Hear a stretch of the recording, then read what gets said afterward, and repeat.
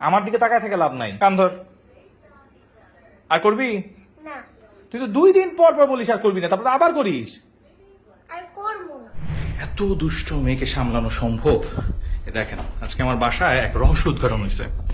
এই যে ফ্রিজের এই অংশটায় চিলারে তিনি তার প্রয়োজনীয় কিছু জিনিসপত্র সামনে রেখে দিছিল। আজকে যেটা উদ্ঘাটন হয়েছে সেটা হচ্ছে আমার মেয়ে প্রায় হচ্ছে ঠান্ডা পানি খায়, অথচ আমাদের বাসায় কোনো ঠান্ডা পানি রাখা হয় না।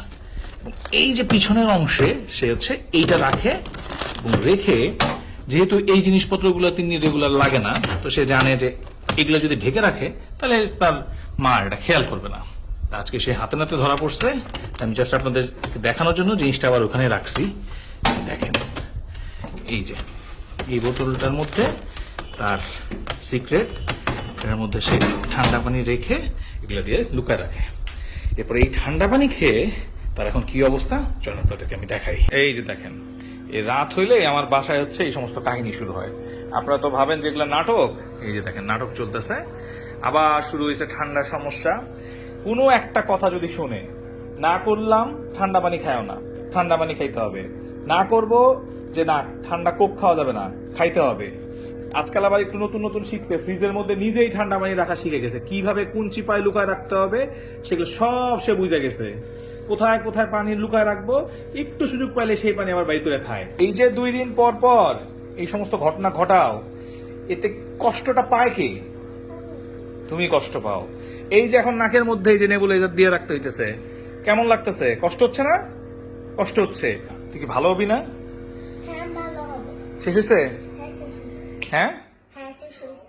এখন ভালো লাগতেছে? হ্যাঁ, ভালো লাগতেছে। তোর 2 দিন পর পর কি সমস্যা? আরে যখনই আমি হচ্ছে ফ্রিজের সামনে দিয়ে যাই, তখন মনে হয় আমি একটু ঠান্ডা পানি খাই। তো তোমার আম্মু তো কোনো বোতল রাখে না ফ্রিজের মধ্যে, তো তুমি ঠান্ডা পানি পাও কই? আমি হচ্ছে এই যে ভরে রেখে দেই, 5 ঘন্টা পরে এটা খাই। আশ্চর্য। তা তুমি কয়দিন পর পর অসুস্থ হয়ে যাও? তুমি জানো যে তোমার ঠান্ডা পানি খাইলেই তোমার সহ্য হয় না এবং তোমার ঠান্ডা লেগে যায়। এই যে নিঃশ্বাস নিতে প্রবলেম হচ্ছে, এই যে কষ্ট হচ্ছে, তখন তুমি এগুলো ভুলে যাও কেন? হ্যাঁ না, আমার দিকে এখন এরকম তাকায় থাকলে তো হবে না। তোমাকে প্রত্যেক দিন বলে যায় অফিসে যাওয়ার সময়, বলি তোমার আম্মা প্রত্যেক দিন তোমাকে বোঝায় যে এই ঠান্ডা পানি খাওয়া যাবে না, বোঝায়? তা তুমি এগুলো করো কেন? আমি ফ্রিজের মধ্যে আজকে শুনলাম কেন যে তুমি লুকায় রাখছো বোতল? হ্যাঁ, এই যে ছোট একটা বোতল তুমি যে লুকায় রাখছো ওই চিপার মধ্যে, এটা ক্ষতি হইলো কার? আমার দিকে তাকাও। আমার, কে কষ্ট পাইছে? আমি। তাহলে তুমি আর কত জ্বালাবা?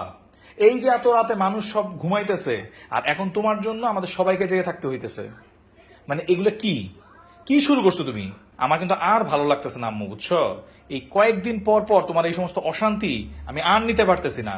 পুরা শহরের মানুষজন ঘুমায়, আর রাতে বিরাতে তোমার নিয়ে কয়দিন পর পর কাহিনী করতে হয়। কি সমস্যা তোমার? এমন কেন করতেছ আম্মু? হ্যাঁ, আর করবা? না, আমি আর করবো না। সত্যি? সত্যি। কান ধরো। তোমার তো এই কান ধরাটা একদম রেগুলার অভ্যাস হয়ে গেছে, মানে কোনো সমস্যাই নাই। কান ধরো, 2 দিন পরে আবার ভুলে যাও। হ্যাঁ, কেন যে আমি এগুলো করি? এই কান চালি কেন? কান ধর, কান ধর। হ্যাঁ, না করলে আবার কান। চলো তো। হ্যাঁ, ঘুমাইতে যাই মানে